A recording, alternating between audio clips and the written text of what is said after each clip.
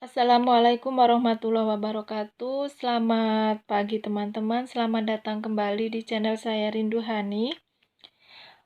Pagi-pagi ini saya mau berbagi informasi tentang gagal bayar di pinjaman online, yaitu 3 pinjaman online terbesar di Indonesia, yaitu Kredivo, Akulaku, dan Shopee Paylater ataupun Shopee Pinjam ya teman-teman. Untuk resiko-resiko gagal bayar di 3 aplikasi ini mungkin sudah ada video saya sebelumnya, tapi kenapa saya membahas kembali tentang 3 aplikasi ini? Karena di 3 aplikasi ini saya ada pengalaman pribadi saya, pengalaman saya sendiri, dan ini yang akan saya ceritakan kepada teman-teman, agar teman-teman semakin kuat, karena saya berbagi informasi ini, berbagi pengalaman saya sendiri, agar teman-teman yang mengalami gagal bayar seperti saya menjadi kuat, kuat mentalnya, gitu ya teman-teman. Tapi sebelum video ini saya lanjutkan, seperti biasa, mohon kiranya teman-teman untuk subscribe, like, komen terlebih dahulu. Semoga channel ini bisa berkembang dan bisa bermanfaat buat kita semua. Jadi begini ya teman-teman, untuk gagal bayar di 3 aplikasi ini, mungkin teman-teman banyak yang bertanya, Kak, resiko terberatnya itu apa? Ya, seperti yang saya jelaskan di video saya sebelumnya, untuk resiko terberat gagal bayar di Kredivo, Akulaku, maupun Shopee, itu hanya masuk slik teman-teman. Dan untuk di Shopee sendiri, sliknya masuk hanya SP letternya teman-teman. Jadi untuk es pinjamnya belum masuk ya teman-teman, karena saya memang sudah cek. Tapi untuk di Kredivo ini, untuk pinjaman sama payletternya masuk. Dan untuk di Akulaku, untuk payletternya masuk, di asetku, pinjaman asetku juga masuk teman-teman. Jadi ketiga aplikasi ini sama-sama masuk slik untuk resiko terberatnya. Untuk yang kedua yaitu mungkin teroran DC-nya. Nah, ini yang pagi-pagi ini saya mau kasih tahu buat teman-teman. Jadi kemarin itu ini saya gagal bayar di Shopee ini udah masuk dari bulan Mei, mau 8 bulan ya teman-teman. Nah, kemarin lama sekali ini si DC ini nggak telepon, nggak WhatsApp, anteng gitu loh teman-teman. Saya tetap fokus cicil dengan nominal kemampuan, dengan nominal yang saya mampu. Terkadang saya masukkan itu cicil 50.000, 20.000, itu yang di Shopee pinjam teman-teman. Untuk SP letternya saya sendiri sudah lunas, karena waktu itu saya galbay pertama kali itu kan di Shopee, karena pinjamannya besar, jadi saya lunasi terlebih dahulu untuk di SP letternya. Dan ini cerita saya pagi-pagi ini saya mengalami yang bikin kesel kemarin itu di DC dari DC Shopee-nya. Jadi kemarin itu telepon ke saya sampai membentak-bentak saya. Dia mau menghubungi di luar Kondar katanya. Saya bilang silahkan kalau mau menghubungi keluar Kondar. Dan mereka itu ngancem saya untuk kalau misalnya saya tidak bisa melunasi, kan saya hanya bisa mencicil ini teman-teman. Tapi mereka mengancam kalau dia mau menghubungi keluarga saya, teman-teman saya yang sudah dimasukkan ke nomor Kondar. Nah, sekarang buat teman-teman, padahal kita waktu awal pengajuan di Shopee itu, ini perasaan saya ya teman-teman, nggak tahu untuk yang awal-awal ini ya. Tapi yang saya tahu, dulu itu kita memasukkan data itu, nggak ada saya memasukkan nomor Kondar ya teman-teman. Jadi waktu awal saya daftar itu nggak ada. Jadi cuma nomor HP kita sama KTP untuk verifikasi. Jadi buat teman-teman kalau yang galbay awal-awal ini nggak tahu juga kalau sudah memasukkan nomor Kondar. Cuma mau kita masukkan nomor Kondar ataupun tidak, Itu udah nggak usah khawatir teman-teman. Waktu kemarin aja saya diteken habis-habisan sama DC Shopee. Saya lawan teman-teman. Bukan lawan maksudnya saya eh, bentak-bentak ataupun saya ini enggak. Saya malah telepon balik teman-teman. Karena mereka sudah enggak enak WhatsApp saya. Saya dibilangnya tidak tahu diri, yang tidak mau melunasi pinjamannya di Shopee katanya. Padahal saya udah cicil itu udah separohnya ya untuk pinjaman di Shopee ini, walaupun dengan nominal kemampuan saya kadang 200.000, 100.000, 50.000, 20.000 tetap saya cicil. Itu udah mungkin kalau untuk bayar pokoknya udah masuk separoh. Tapi karena di Shopee ini pinjamannya kita kena bunga plus dendanya itu dendanya 5% itu per bulan. Jadi ya semakin nambah ya teman-teman. Kita mungkin pokoknya sama mereka nggak dihitung, itu buat bayar denda sama bunganya saja gitu ya teman-teman. Tapi setidaknya mengurangi, misalnya pinjaman kita 5 juta menjadi 8 juta, kita angsur-angsur misalnya udah 2 juta ya tinggal 6 juta. Walaupun toh itu sama mereka tidak tidak buat bayar pokoknya, tapi buat bayar bunga sama dendanya, menurut mereka seperti itu. Dan kemarin saya ditelepon dari admin Shopee-nya sendiri, bukan dari pihak ketiga. Biasanya yang WhatsApp saya itu dari pihak ketiga yang mengatasnamakan MBA ya teman-teman. Jadi kalau misalnya mereka WhatsApp ke kita itu biasanya dari pihak ketiga. Kemarin itu saya di WhatsApp dari adminnya langsung. Kendala apa yang kenapa udah masuk 8 bulan ini belum bisa melunasi. Saya ceritakan baik-baik awalnya begitu teman-teman. Saya ceritakan baik-baik bahwa kondisi memang ekonomi kita memang sedang kurang bagus, dan untuk usaha juga sekarang lagi tidak bagus, makanya untuk pembayaran tersendat. Dan mereka itu begini teman-teman, jadi kalau saya pikir-pikir dengan alasan seperti itu pun mereka tidak mau tahu gitu teman-teman. Mereka itu tetap saja menekan kita. Jadi awalnya mereka itu ngomong baik-baik, lama-kelamaan dia nekan kita. Mereka nyuruh, udah bu, cari pinjaman saja, dana talangan saja ke teman ibu atau ke kerabat. Saya tunggu bu sampai besok harus ada uang. Saya bilang belum ada uang. Saya diteror sampai sekitar jam 9 malam teman-teman. Masih itu WhatsApp itu terus-terusan. Akhirnya saya matikan handphone saya. Jadi buat teman-teman, untuk yang di Shopee, Kredivo itu sama aja teman-teman, di aku laku. Jadi untuk penagihannya sama aja. Walaupun kita sudah cicil, teman-teman kan banyak yang tanya, Kak, kalau misalnya sudah dicicil apa DC mau datang ke rumah? Tergantung kita ya teman-teman. Jadi untuk masalah DC datang atau tidak, itu tergantung mereka. Kalau kitanya sendiri pengennya kalau sudah dicicil, nggak datang. Kayak saya nih nyicil di Kredivo, nggak datang teman-teman. Sampai detik ini juga nggak datang. Alhamdulillah dari pinjaman 4 juta lebih ya, sekarang tinggal sedikit lah, tinggal 300 apa berapa gitu. Jadi ini Kredivo juga masih saya cicil. Nah selama saya galbe di Kredivo, alhamdulillahnya setelah saya cicil dengan nominal seadanya, mengurangi bunga plus bunga dendanya, pokoknya juga udah berkurang jauh. DC itu nggak berkunjung ke rumah.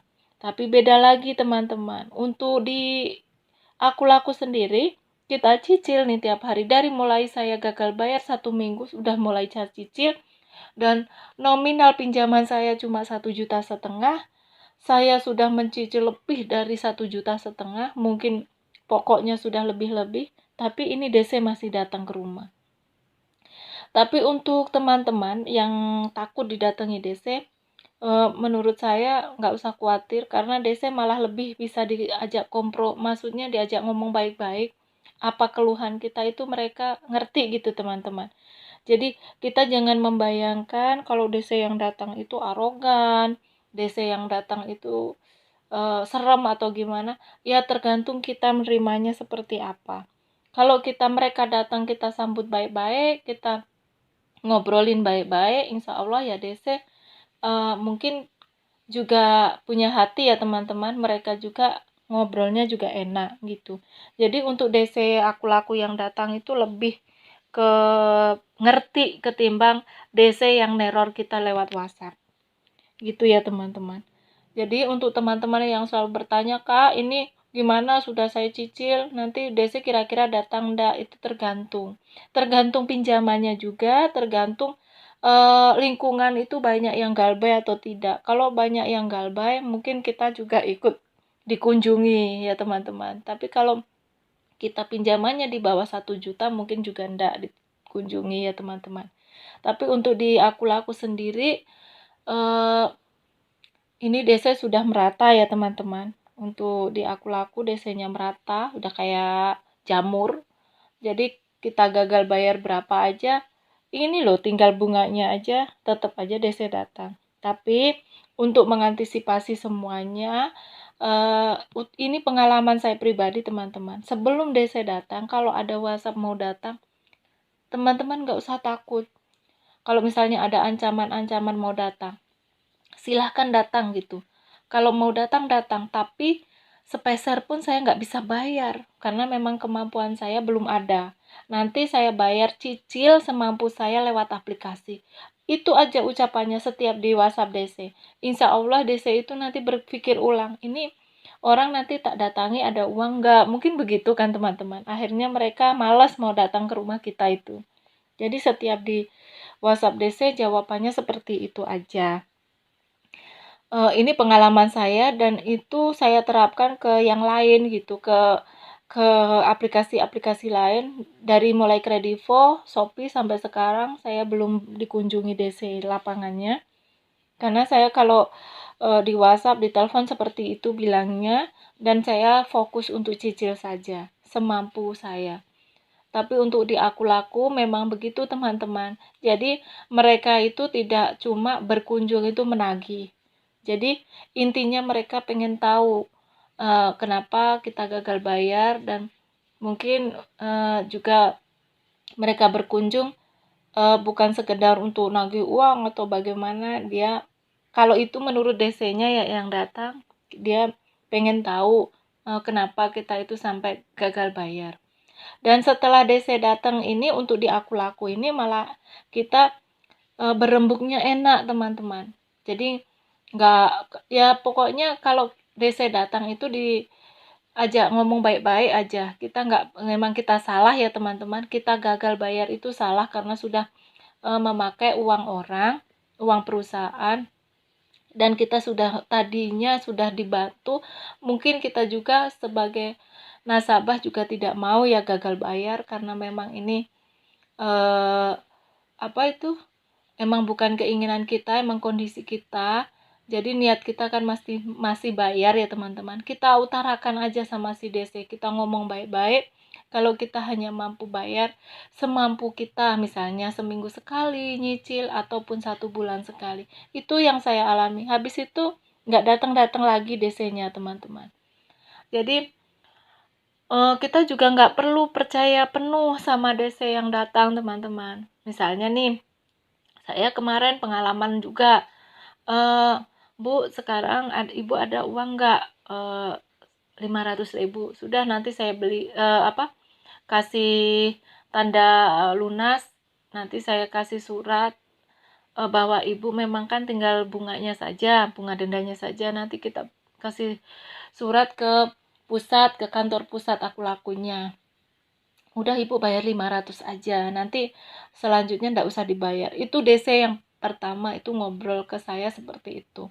Ternyata untuk hal-hal seperti itu cuma kita dimanfaatkan sama DC teman-teman. Ini pengalaman saya, dan teman-teman yang sekarang melihat video saya, mendengarkan ini, tolong kalau misalnya kedapatan ada DC seperti itu, jangan mau. Kita jangan memaksakan cari uang gali lubang tutup lubang dengan uang 500.000, nanti bunga dendanya udah hangus misalnya, nanti dihapuskan, itu salah teman-teman. Jadi habis kita bayar 500.000, di aplikasi itu memang berkurang 500.000. Sisanya tetap aja ada tagihan. Kenapa saya bilang itu bohong? Itu akal-akalan si DC.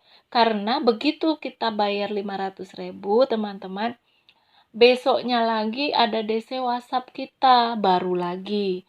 Nggak taunya itu DC ganti. Jadi yang DC kemarin yang datang berkunjung ke rumah kita itu sudah resign, teman-teman. Sudah ganti DC-nya lagi. Nah, buat teman-teman yang mengalami gagal bayar di 3 aplikasi ini, sekarang banyak penipuan. Entah itu dari DC-DC-nya. Itu penipuan bukan berarti menggelapkan uang atau seperti apa, tapi bujuk rayu mereka supaya kita itu bisa bayar dengan mengiming-imingin hapus bunga, hapus denda. Ternyata setelah kita bayar lewat aplikasi tidak berkurang juga. Dan mereka malah ganti DC lapangannya yang datang, teman-teman. Dan ini cerita saya untuk pengalaman saya yang DC datang di aku itu. Untuk yang kedua itu ternyata DC-nya ganti lagi. Dan waktu itu DC yang kedua sama, teman-teman. Orangnya enak.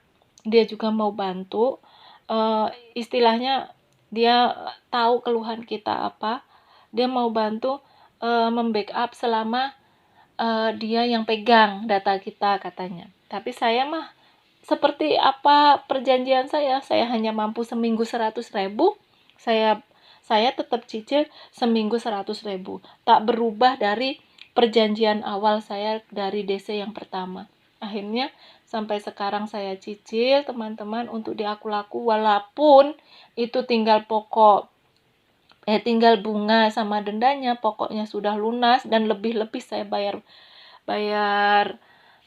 pokoknya. Tapi karena niat saya memang ini hutang ya teman-teman, saya niat bayar dan saya niat nyicil. Untuk cicilan di aku-laku, teman-teman, banyak teman-teman yang tanya ke saya, Kak, untuk cicilannya berapa sih minimnya? Kalau di aku-laku, untuk asetku teman-teman, untuk pinjaman kayak saya ini, kalau dulu 20.000 minimal. Tapi sekarang ini sudah minimal pembayaran kita itu harus masuk 50.000. Itu di aku-lakunya. Tapi kalau yang di Paylater, di Lazadanya teman-teman, itu juga kan kerjasama aku-laku ya teman-teman. Untuk di Lazada kita bisa minimal itu 10.000. Jadi silahkan teman-teman, kalau memang ada rezeki lebih, ada misalnya kita memang, karena kita kan tidak mau ya galbay, emang niat galbay gitu, tidak mau. Kalau memang ada uang lebih dari kita, sisa dari kita untuk memenuhi kebutuhan keluarga kita, ya kita cicilkan saja. Dan untuk 3 aplikasi ini kenapa saya menyarankan untuk dicicil? Untuk Paylater semua itu karena masuk Slick. Padahal untuk kita sendiri mau masuk Slick kayak mau enggak, sebenarnya nggak ada masalah kalau buat saya ya, buat kita. Kenapa? Karena begitu masuk Slick misalnya, kita tidak bisa ngutang ke sana kemari. Misalnya kita tidak bisa ngutang bank, kita nggak bisa kredit motor, kredit mobil misalnya. Ya udah, alhamdulillah gitu. Kita sudah terbebas dari hutang riba gitu, teman-teman. Jadi kita nggak perlu berkecil hati untuk nanti saya dimasukkan Slick, nanti kita butuh uang atau bagaimana. Udah nggak usah pikirkan seperti itu. Kalau untuk kita classing teman-teman, ke pembiayaan, insya Allah kalau cuma masuk backlist itu masih bisa diakali. Itu bisa. Teman kita kemarin dia masuk Slicknya di pinjam itu 11 juta. Di Paylater maaf, 11 juta. Tapi dia masih bisa kredit motor. Nggak tahu gimana caranya, tapi intinya masih bisa lolos teman-teman untuk pinjamannya. Nah, untuk teman-teman yang mengalami gagal bayar di Shopee, di aku-laku maupun Kredivo, jangan pernah takut untuk gagal bayar ataupun kita ditekan DC ataupun didatangi DC. Intinya kita memang mau punya niatan bayar, dan untuk di 3 aplikasi ini bisa dicicil teman-teman, semampu kita. Untuk di Kredivo apalagi, 10.000 juga masuk teman-teman. Saya tuh bayar 20.000, 25 itu. Padahal saya pernah coba 10.000 juga masuk. Itu mengurangi teman-teman, mengurangi hutang kita juga. Jadi buat teman-teman yang niat nyicil di 3 aplikasi ini, kalau memang ada rezeki lebih, silahkan dicicil semampunya. Dan untuk di Aku Laku sendiri, kita lewat Kredivo bisa teman-teman ya, dicicil semampunya. Itu minimal 10.000 juga udah masuk di Aku Laku Lazada payletternya ya teman-teman. Untuk DC yang neror-neror kita, kan ada yang bilang, Kak, kalau sudah nyicil ditagih enggak? Ya ditagih. Kita walaupun kita ini sudah nyicil, udah mau lunas saya di Kredivo teman-teman, tetap WhatsApp itu selalu mengingatkan, Ibu sudah nyicil lagi belum? Bahasanya sekarang tinggal seperti itu teman-teman. Tidak seperti awal-awal kita belum nyicil, belum belum ada pembayaran masuk. Sekarang, Bu, ini bulan ini Ibu sudah nyicil belum gitu. Itu WhatsApp-nya DC Kredivo. Kalau untuk di Aku Laku kemarin, karena saya kesepakatan baru untuk 1 bulan itu 200.000, enggak seminggu sekali 100.000. Saya perkecil lagi teman-teman. Kalau seminggu 100.000 berarti 1 bulan 400. Saya perkecil lagi, mohon telepon ke admin Aku Lakunya bahwa kemampuan saya punya kesepakatan sama adminnya untuk bayar 1 bulan itu 200.000. Akhirnya waktu hari apa itu cuma mengingatkan kalau awal bulan itu ya teman-teman. Awal bulan udah mulai dari tanggal 5 itu saya diingatkan sama DC Aku Lakunya, Bu, bulan ini sudah masuk belum? Gitu. Sudah bayar belum? Seperti itu teman-teman. Jadi enggak awal-awal kita belum bayar ya teman-teman, seperti itu. Dan untuk di Shopee ini, walaupun dicicil kemarin, saya mau dilaporkan polisi katanya. Penipuan data dari mana ya teman-teman? Saya nggak merasa nipu data, penipuan katanya. Saya mau dibawa ke jalur hukum karena data-data ibu tidak valid. Tapi saya bantah, bagaimana saya tidak valid? Itu KTP saya, alamat saya, itu foto-foto saya, dan saya nggak merasa, saya belum pernah ya foto selfie untuk Shopee. Tapi mereka bilang ini ada foto selfie ibu memegang KTP, saya belum pernah sama sekali. Itu mah cuma akal-akalan DC-nya aja teman-teman. Maka dari itu kalau teman-teman dibilang oh ini pemalsuan data, jangan takut teman-teman. Dan untuk Kondar sendiri saya belum pernah memasukkan kontak darurat di Shopee ini, karena saya zaman dulu itu perasaan daftar itu cuma nama, nomor HP, sama KTP saja teman-teman. Di tahun 2018 apa 19 gitu. Saya lupa. Jadi untuk dia ngomong katanya ngancem ke saya untuk melaporkan karena data-data saya nggak valid, saya diamkan saja teman-teman. Saya baca aja, saya balas sekali. Silakan kalau ibu mau lapor saja. Kan ini DC-nya perempuan cerewetnya minta ampun teman-teman. Begitu dia WhatsApp banyak-banyak, nggak ngenakin, orang ngata-ngatain saya nggak tahu diri, saya telepon teman-teman. Begitu diangkat, saya yang bilang, dari mana saya nggak tahu dirinya, kan saya sudah cicil, sudah berusaha bayar semampu saya. Akhirnya si DC itu diam, terus sampai sekarang nggak saya balas-balas lagi. Nah, hanya itu ya teman-teman pengalaman saya gagal bayar di 3 aplikasi raksasa ini. Buat teman-teman yang hari ini semoga dimudahkan rezekinya, dan teman-teman nanti bisa nyicil seperti saya untuk mengurangi beban ya teman-teman. Mau seadanya saja, nggak apa-apa. Yang penting kita niat bayar agar kita nggak terlalu ditekan banget sama ini. Dan kalau buat teman-teman yang tidak tahan mental, tidak kuat mental, kalau ada WhatsApp ataupun telepon nggak usah diangkat, WhatsApp langsung dihapus saja. Nanti kalau ada rezeki lebih, kita fokus cicil saja. Hanya ini ya teman-teman video dari saya, semoga bermanfaat. Saya akhiri, wassalamualaikum warahmatullahi wabarakatuh.